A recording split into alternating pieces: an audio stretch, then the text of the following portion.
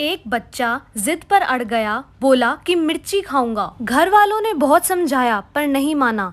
हार कर उसके गुरुजी को बुलाया गया। वे जिद तुड़वाने में महारथी थे। गुरु के आदेश पर मिर्ची मंगवाई गई। उसे प्लेट में परोस बच्चे के सामने रखकर गुरुजी बोले, ले अब खा। पर बच्चा मचल गया और बोला, नहीं, तली हुई खाऊंगा।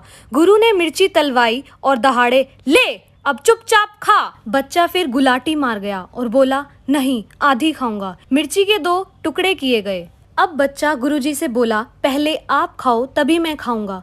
गुरुजी ने आंख नाक भींचकर किसी तरह आधी मिर्च निगली। गुरु के मिर्ची निगलते ही बच्चा दहाड़ मारकर रोने लगा कि आप तो वो टुकड़ा खा गए जो मुझे खाना था। गुरुजी गुस्से में बोले, करना धरना कुछ नहीं, नौटंकी दुनिया भर की। बोलते ही वहां से भाग निकले। वही बच्चा आज किसी नाम से बहुत मशहूर है। लगाओ दिमाग और कमेंट में बताओ कि कौन है वो।